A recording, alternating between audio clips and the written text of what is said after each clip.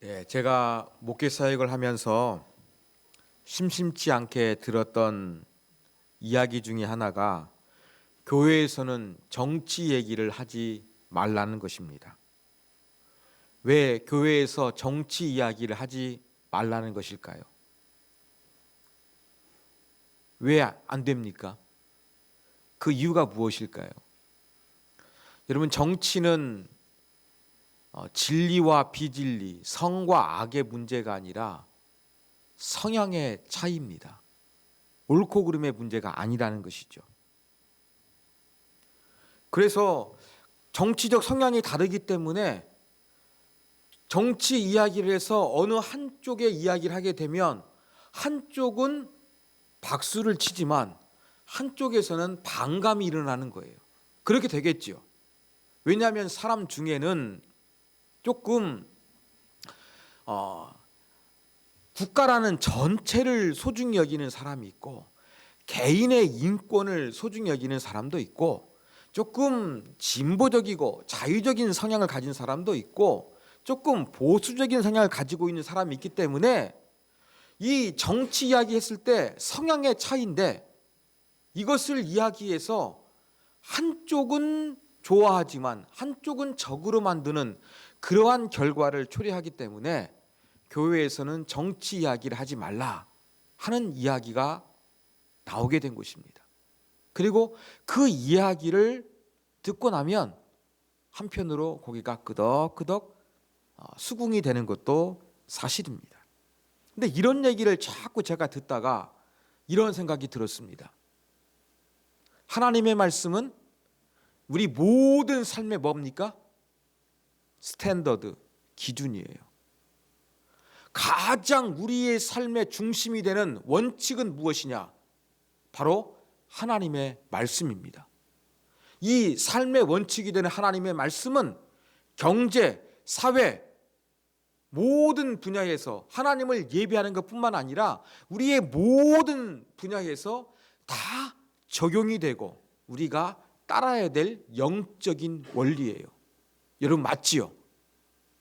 그런데 왜 정치는 이 분야에서 제외가 돼야 되는 것일까?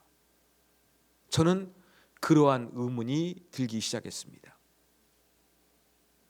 그래서 이 정치는 마치 치의 법권이 있는 것처럼 하나님의 통치에 뭔가 예외가 되는 그러한 부분인 것처럼 교회에서는 정치 이야기를 하면 안 된다. 이러한 논리해가지고 정치는 그냥 하나님의 통치, 하나님의 말씀으로 이루어질 영역이 아니라 그냥 세상에서 마음대로 되는 것처럼 그렇게 간주해 버리는 것이 될 수 있다는 생각이 제가 가졌던 생각이고 지금도 저는 그 생각이 변함이 없습니다. 저는 그래서 제 가급적이면 저 개인적인 정치적인 성향을 드러내지는 않지만 그래도 어떠한 사안에 대해서는 성경 말씀에 비추어 가지고 이야기할 수 있는 게 있어야 된다고 생각합니다. 그리고 저는 개인적인 정치 성향은 있지만 완전히 여당 편을 들거나 완전히 야당 편을 드는 것은 저는 이것은 맞지 않다고 생각합니다. 사안 볼 때마다 어떠한 이 정치적인 입장은 성경적인지 이 입장이 과연 하나님의 나라의 구현을 실현할 수 있는 정책인지 반대하는 정책인지 이것을 따져봐 가지고 우리가 결정을 해야 되지 무조건 덮어놓고 나는 여당, 나는 야당 이러한 색깔은 저는 합당하지 않은 것이라고 생각을 합니다. 정치 이야기는 신중해야 됩니다. 그렇지만 오늘 본문이 바로 이 정치 이야기를 다루고 있기 때문에 제가 이렇게 정치를 언급하면서 설교를 시작하게 되었습니다. 사랑하는 여러분, 왜 갑자기 사도 바울이 정치 이야기를 할까요? 지금 우리가 로마서 강해를 통해 살펴봤습니다. 사도 바울은 지금 이방인 그리스도인들에게 놀라운 은혜가 임했어요. 그런데 하나님이 택하신 이스라엘 백성들은 예수를 거부하고 있는 거예요. 이러한 현상에 대해서 사도 바울은 설명을 했어요. 그 다음에 이제 모든 구원받은 자, 이방인이 되었던 유대인이 되었던 어떻게 살아야 되느냐? 우리 몸을 거룩한 산 제물로 드리는 영적 예배를 드리며 살아야 된다. 구원받은 자는 삶의 예배를 드리며 살아야 된다. 지금 우리가 이 부분 살펴보지 않았습니까? 그 중에 삶의 예배 첫 번째 어디에서 시작된다고 살펴봤습니까? 바로 교회 생활에서부터 시작된다고 살펴봤습니다. 그러면서 이제 지난 시간에는 교회 밖으로도, 교회 밖에 있는 원수까지도 사랑하라. 나를 핍박하는 자, 나를 저주하는 자, 나를 힘들게 하는 자, 이러한 사람들에게 잘 대해줘가지고 막 부끄러워가지고 막 얼굴이 화끈화끈 거릴 정도로 그러한 삶의 예배를, 사랑의 모습을 사람들에게 보여야 된다. 지금 우리가 이러한 내용을 살펴봤습니다. 그러다 갑자기 사도 바울은 이제 정치 이야기를 하는 거예요. 세상 권력, 국가 권력에 대해서 어떠한 자세를 가져야 되는가, 이 부분을 지금 언급하고 있는 것입니다. 물론 삶의 예배가 교회 밖에 대인관계, 사회관계, 경제활동에서만 적용되는 것이 아니라 정치 영역에서도 적용되어야 되니까 사도 바울이 언급을 했겠습니다만, 또 다른 이유는 로마 교회가 가지고 있는 독특한 구조가 있기 때문에 그러기도 합니다. 여러분, 지금 제가 말씀드린 대로 로마에 세워진 교회는 원래 흩어진 유대인들, 디아스포라가 이제 로마의 교회를 세웠습니다. 전도하다 보니까 비유대인들, 다른 이방인들도 예수를 믿게 되겠죠. 그런데 유대인들은 하나님만 섬기기 때문에 뭐 황제 숭배도 거부하고 다른 민족과 동화되는 것을 아주 꺼려했습니다. 그러다 보니까 로마의 입장에서 볼 때는 별로 좀 까탈스럽고 위험한 요소를 가지고 있는 것이 유대 민족이었거든요. 그래가지고 로마 시내에서 유대인들의 추방 명령을 내렸습니다. 그러니까 로마 교회는 누가 남게 되겠습니까? 이제 이방인이 많게 된 거예요. 다시 이제 로마를 떠났던 유대인 그리스도인이 다시 이제 로마 교회에 돌아오게 됩니다. 그러니까 처음에는 이 교회에 유대인 그리스도인들이 다수를 차지하고 영향력을 차지했는데 추방을 당한 사이에 이제 이방인 그리스도인들이 많았거든요. 이제 그들이 다시 돌아오게 되다 보니까 약간의 예수를 믿고 있지만 그래도 약간의 그 혈통적인 약간의 갈등이 존재하고 있었습니다. 이것을 다루기 위해 사도 바울이 로마에 있는 성도들에게 편지를 쓰고 있는 겁니다. 그리고 이 유대인 그리스도인들은 이 교회 안에 이런 문제도 있었습니다만 또 한 가지 문제가 있었는데 바로 무엇이냐면 정치적인 입장이 매우 모호했어요. 왜 그러느냐? 여러분, 유대는 티투 장로에 의해 가지고 예루살렘 성이 멸망돼 가지고 로마의 식민지가 되었습니다. 여러분, 우리도 일제 강점기 시대 때 일본 사람들이 했던 거 좋아하지 않습니다. 일본 사람이 하는 것을 따라하면 매국노가 되고 거부하면 애국자가 되는 시절이 있었거든요. 그럼 마찬가지로 유대인들도 나라가 이렇습니다. 그러면 로마 황제에게 잘 복종하는 거, 이것은 유대인들의 입장에서는 매국노겠습니까? 애국자겠습니까? 로마 황제에게 잘 충성하는 것은 유대인들의 입장에서는요, 이것은 매국노가 되는 것이었습니다.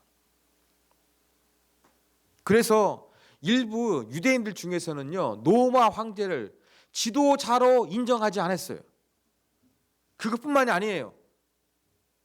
로마 식민지를 받고 있으니까 마음에 안 드니까, 하나님을 믿지 않는 권력이니까 어떻게 했느냐? 세금을 바치는 것도 거부해 버렸습니다. 그리고 또 원래 이 돈 만지는 사람은 또 돈을 잘 챙길 수 있는 기회가 되거든요. 그러니까 로마에 세금 징수하는 관련 공무원들도 조금 막 관세, 통행세 이러한 부분들을 많이 걷어들인 거예요. 그러니까 더욱더 반발감이 있었겠죠. 그래가지고 50년대 중반이 되니까 이 일반 시민들 사이에서 이 세금에 대해서 반발심이 생기고 막 거부하고 싶은 막 그러한 욕구들이 분출이 되기 시작을 했습니다. 그런데 여러분, 유명한 네로 황제가 통치할 때 주 58년에 세금 납부를 거부하는 운동이 있었다는 역사적인 기록이 있습니다. 그리고 유대인들은 로마에게 세금 잘 납부하는 사람도 있겠죠. 이런 사람들 보면은요, 막 욕을 했어요. 막 그 집에 불을 질러버리든지 막 그들을 암살시키는 일도 하는 거예요. 왜요? 로마에게 세금 받쳐가 충성하니까 유대인 입장에서 볼 때는 이게 마음에 안 드는 거거든요. 로마를 뒤집어엎기 위해서 뭐 납세 저항뿐만 아니라 뭐 물리적인 행사를 통해 가지고 저항하려고 했던 사람들이 분명히 존재했습니다. 특히 유대인 그리스도인들은 이러한 영향을 강하게 받을 수밖에 없었을 것입니다. 그런데 성경에 보면 우리의 시민권은 어디 있다고 가르칩니까? 어디 있습니까? 하늘에 있잖아요. 우리의 시민권은 하늘에 있는데 그 당시에는 로마 시민권이 매우 중요했거든요. 근데 이 시민권 어떻게 될 것인가? 완전히 무시하고 하나님께만 충성해야 될 것인가? 그렇자니 나라에 대해서 어떻게 할 것인가? 이 고민이 되는 거예요. 많은 사람들이, 전부는 아니지만 유대인들 중에서는 과격하게 이 로마의 납세 저항 운동하고 막 칼을 들고서 창을 들고서 독립하기 위해 가지고 애쓰고 있는데, 이런 가운데 우리 믿는 사람들은, 예수 믿는 사람들은 어떻게 해야 될 것인가? 아마 이러한 고민이 분명히 들었을 것입니다. 단순히 이건 정치적인 입장을 표현하는 것이 아니라 실제 현실 속에서 세금을 내야 될 것인가? 통행세 납부해야 될 것인가? 저항해야 될 것인가? 막 이런 갈등과 고민들이 얼마든지 일어날 수 있는 그러한 삶을 이 로마 성도들 중에서 일부는 이렇게 살고 있었던 것입니다. 자, 이러한 가운데 사도 바울이 뭘 권면합니까? 13장 1절. 각 사람은 위에 있는 권세들에게 복종하라. 권세는 하나님으로부터 나지 않음이 없나니 모든 권세는 다 하나님께서 정하신 바라. 자, 이 구절의 핵심은 뭐예요? 세상 권력을 인정하라는 것입니다. 그런데 그 세상 권력이 누구에게서 나온 것이라고요? 로마 황제가 자기가 잘해서 힘으로 정치한 것이 아니라 하나님에게서 나왔다는 것입니다. 이 말을 오해하기가 쉬운데요. 로마 황제가 권력을 잡으면 그 권력이 하나님께서 나왔기 때문에 이 권력이 신성하다는 그런 의미가 아니에요. 그런 의미가 아니라 바로 모든 권력이 하나님께 예속됐다는 그런 의미입니다. 인간이 살아갈 때 질서가 필요하잖아요. 누군가가 딱 중심을 잡아줄 수 있는 질서, 세상 권력이 필요합니다. 이게 바로 국가가 되겠죠. 정부가 되겠죠. 이것도 세상을 유지하는데 반드시 필요한 것입니다.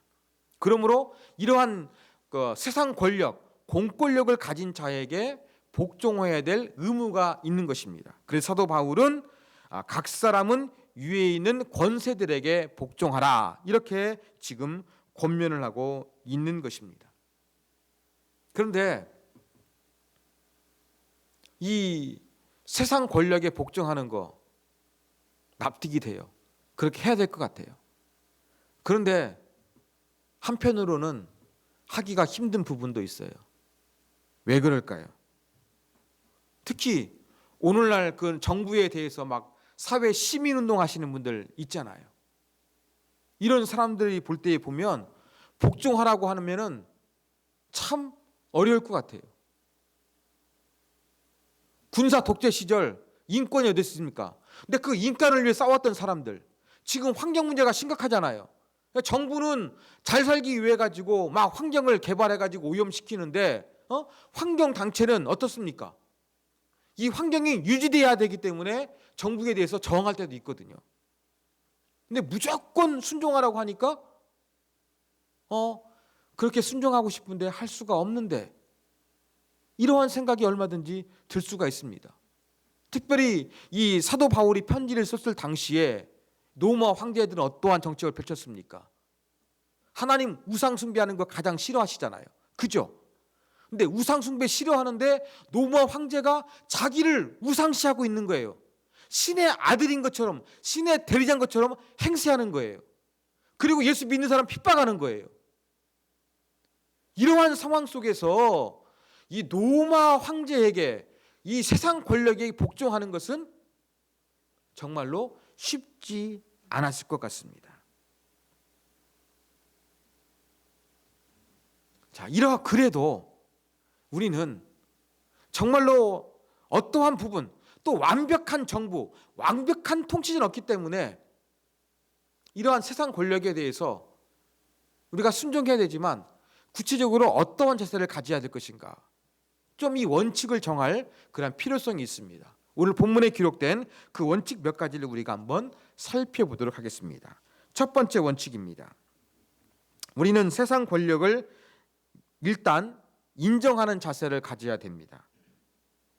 여러분, 아까 말씀드렸던 것처럼 이 세상 권력을 가진 사람은 하나님께서 주신 것입니다. 이게 모든 것이 하나님께 속했는데, 이 공권력을 행사할 수 있도록 정부나 사람들에게도 하나님께서 그냥 맡겨두신 거예요. 그냥 소극적으로 하나님께서 허락해 주신 거예요. 그러므로 우리는 좋든 싫든 그 권력이 잘하든 못하든지 간에 가장 기본적으로는 어떤 의식을 가지고 있어야 되느냐, 모든 권력은 하나님께로부터 오는 것이다. 이 하나님의 절대 주권을 인정하는 것이 가장 중요합니다. 그러면서 이 사도 바울은 어떤 단어를 사용하느냐, 4절에 보면은 이 공권력을 가지고 있는 사람들에 대해서 하나님의 사역자라고 합니다.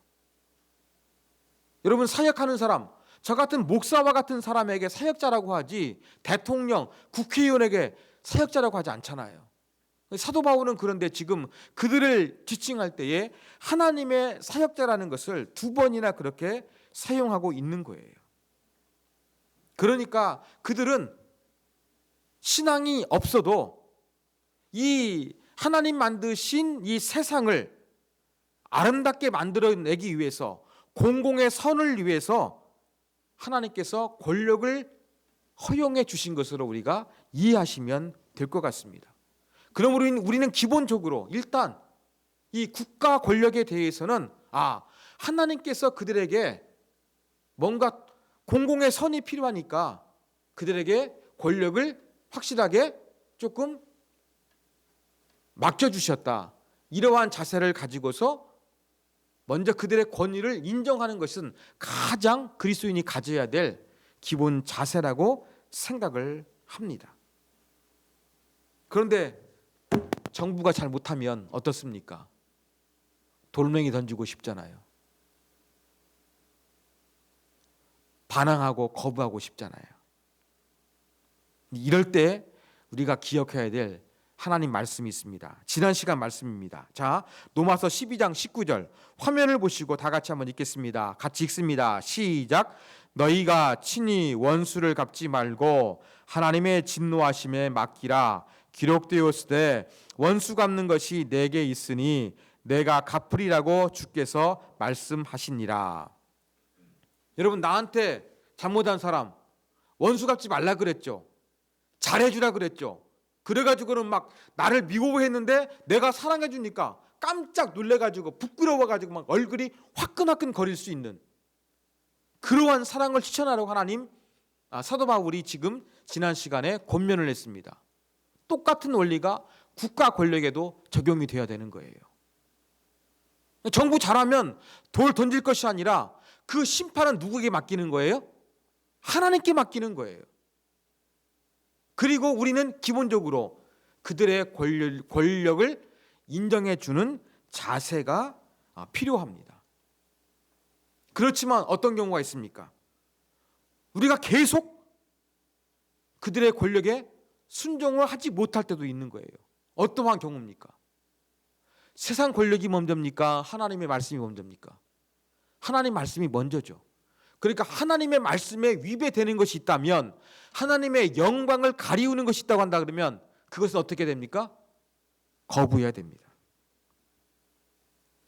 여러분, 사도들이 그랬어요. 사도행전 5장 29절에 보면 이러한 말씀이 나옵니다. 사람보다 하나님께 순종하는 것이 마땅하니라. 세상 권력에 순종해야 돼요. 그렇지만 더 큰 권력이 있어요. 그 누구의 권력입니까? 누구의 말씀입니까? 하나님의 말씀입니다. 우리는 무조건 하나님 말씀이 최우선입니다. 그래서 우리는 가급적이면 세상의 권력을 인정하고 복종하기 위한 기본적인 자세를 가지고 있으되, 예를 들어서 주일날 예배를 못 드리게 한다거나, 신앙의 자유를 박탈한다거나, 성경과 정반대의 그러한 정책과 그러한 방향으로 나라를 이끌어갈 때는 우리는 이것은 거부해야 됩니다. 왜요? 국가 권력에 순종해야 되지만 더 큰, 더 위대한 하나님의 말씀에 위배되면 우리는 여기에 대해서는 하나님께 순종하는 것을 선택해야 된다는 겁니다. 그러나 일단 국가 권력에 순종하는 자세는 가져야 된다. 이것이 바로 성경이 가르치고 있는 세상 권력에 대한 입장입니다. 자, 두 번째입니다. 우리는 시민으로서 의무를 성실히 수행해야 됩니다. 7절 보면 모든 자에게 줄 것을 주되 조세 받을 자에게 조세를 바치고 관세를 받을 자에게 관세를 바치고 두려워할 자를 두려워하며 존경할 자를 존중하라. 조세, 관세 나오죠? 조세는 바로 무엇이냐면 어떤 인두세, 사람마다 매기는 세금 있잖아요. 또 재산에 붙는 세금이 있잖아요. 이것은 조세예요. 그다음에 관세는 뭐냐면 통행세 같은 거예요. 간접세 같은 게 있겠죠. 이런 모든 부분에 대해서 잘 납부하라는 겁니다. 또 이러한 국가 권력을 행사하는 사람들, 나쁜 태도를 취하지 말라고 성경은 이야기를 하고 있다는 것입니다. 그래서 뭐 하라는 겁니까? 일단 우리가 시민으로서 또 국가의 어떤 국민으로서 그 의무를 성실히 이행하라는 그러한 말씀입니다. 사람들은 세금을 내기 싫어합니다. 그렇죠? 내가 피땀 흘려 번 아까운 돈을 이 나라에게 세금을 내는 것이 조금은 너무 심한 것 같아요. 너무 과한 것 같아요. 그래서 우리는 이 가급적이면 세금을 줄여서 납부하려고 많은 그 불법, 탈법을 쓰는 경우가 많이 있습니다. 우리 그리스도인에게도 이러한 유혹은 당연히 찾아옵니다. 하나님 말씀은 뭘 교훈하고 있습니까? 이럴 때에도 그냥 세금 납부해야 될 거 성실하게 납부하면서 이행하는 자세를 가져야 된다. 이것을 사도 바울이 지금 권면하고 있다는 것입니다. 자, 세 번째 원칙입니다. 우리는 양심적으로 이 세상 권력에 부끄러움이 없는 자가 되어야 할 것입니다. 5절 보십시오. 그러므로 복종하지 아니할 수 없느니 진노 때문에 할 것이 아니라 양심에 따라 할 것이라. 여러분, 공권력 하나님이 세우신 거에 인정하는 거예요. 근데 공권력 가진 사람이 내가 세금 안 내면 어떻게 합니까? 내가 전기세 안 내면 전기 끊어버리잖아요. 내가 수도세 안 내면 수도세 끊어버리잖아요. 내가 국가 세금 안 내면은 차압 들어오잖아요. 이런 것들이 무서우니까 우리 이건 세금을 내는 거예요. 그런데 사도 바울은 이 국가 권력에 대해서 우리가 해야 될 의무를 성실히 하라는 겁니다. 그러면서 또 한 가지 뭘 추구했습니까? 무서워서 하기보다는 떳떳한 신앙 양심을 가지고 적극적으로 하라고 그렇게 말씀하고 있는 것입니다. 우리는 국가 권력이 무서워가지고 세금을 내기가 쉬워요. 사도 바울은 그러지 말라고 지금 가르치고 있는 것입니다. 여러분, 이랜드 그룹 아십니까? 예, 믿음의 기업입니다. 이 박성수 사장은 이런 얘기했습니다. 공무원들이 가장 무서워하는 사람은 정직한 사람입니다. 공무원들이 와서 어깨에 힘주면서 고압적인 자세로 하다가도 정직한 사람 앞에서는 꼼짝 못합니다. 제가 듣기로는 이랜드 이 박성 사장님이 세금을 제일 많이 내는 그러한 기업을 꿈꿨거든요. 정직입니다. 왜 공직자를 무서워합니까? 자꾸 뭔가를 숨기고 조금 내려고 이 이상한 법을 피하기 위한 방법들을 쓰니까 공직자는 이걸 감시하고 그들이 찾아오면 다 무서워하는 거예요. 근데 박성수 사장의 논리는 무엇입니까? 정직하게 하면, 양식껏 하면 그들을 무서워할 거 아무것도 없다는 거예요. 아, 예수 믿는 사람 뭔가 다르구나, 이걸 보여주라는 것입니다. 여러분, 바로 우리는 이렇게 선한 양심을 가지고 국가에 대해서 뭔가 의무를 다하는 자세가 정말로 중요합니다. 마지못해서 나한테 보복할까 봐 막 그렇게 하기보다는 양심껏 개인의 양심, 신앙 양심을 가지고 부끄러움이 없도록 더 떳떳하게 행하라. 사도 바울은 이걸 가르치고 있습니다. 자, 이 원칙을 어디에서도 적용시킬 수 있느냐? 여러분, 선거에서도 적용시킬 수가 있습니다. 여러분, 국회의원 선거 누구를 뽑으시겠습니까? 다음에 대통령 선거 누구를 뽑으시겠습니까? 나는 여당 지지니까 여당, 나는 야당 지지니까 야당, 이렇게 뽑으시겠습니까? 이번 후보자는 나하고 같은 고향이니까 이 사람, 이 국회의원은 나하고 똑같은 학교 나왔으니까 이 사람, 그렇게 찍으시겠습니까? 이게 양심일까요? 투표의 자유는 있습니다만 이건 양심은 아닙니다. 우리는 선한 양심을 가지고 기준해야 됩니다. 국회의원을 뽑든지 간에 대통령을 뽑든지 간에 과연 이 사람이 공의와 정의를 행할 수 있는 사람인가? 하나님이 위임하신 권력을 정말로 잘 펼칠 수 있는 사람인가? 우리는 이것을 기준으로 해서 투표를 해야 될 것입니다. 이것이 바로 양심을 따라 국가를 잘 섬기는 방법이라고 할 수가 있겠습니다. 자, 마지막으로 오늘 본문에 없습니다만 세상 권력에 대해서 우리가 어떤 자세를 가져야 될 것인가, 한 가지 더 말씀드리고 싶은 게 있습니다. 바로 우리는 그들을 위해서 영적으로 기도해야 한다는 것입니다.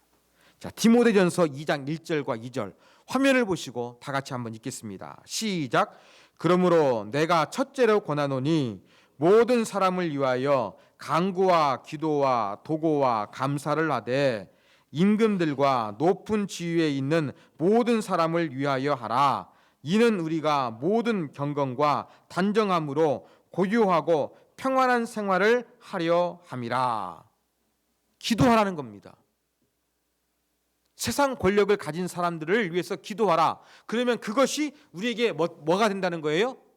유익이 된다는 거예요. 안정적으로 하나님을 예배할 수도 있고 일상생활 할 수 있으니까 이 공권력을 가진 사람을 위해서 기도하라고 가르치고 있습니다. 우리가 해야 되는 건 또 한 가지는 기도하는 겁니다. 우리 보면은 대표 기도할 때나 또 통성 기도할 때 국가를 위해 기도하잖아요. 이 말씀 때문에 기도하는 것입니다. 사랑하는 여러분, 오늘 말씀을 통해서 우리는 정치, 세상 권력에 대해서 어떠한 생각 가져야 될 것인가 살펴봤습니다. 정치 이야기는 교회 안에서 하면 안 된다? 이건 아닙니다. 해야 됩니다. 첫 번째 원칙이 무엇입니까? 세상 권력은 하나님께서 세우시고 허락하신 것이기 때문에 일단 존중하는 자세를 갖는 것이 중요합니다. 그리고 시민이나 국민으로서의 의무를 성실히 이행하는 것도 중요합니다. 세금 내는 것도 중요합니다. 그러나 세 번째 어떻게 됩니까? 신앙 양심, 선한 양심을 따라 하는 것이 정말로 중요합니다. 네 번째 또한 그들을 위해서 기도하는 것이 중요하다는 거 기억하시면서 이 정치 분야에서도 하나님의 통치가 이루어지고 하나님의 나라가 임하고 정치 분야에서도 우리의 생각이 하나님을 기쁘시게 하는 삶의 예배가 될 수 있는 우리 모두가 되기를 주님의 이름으로 축원합니다.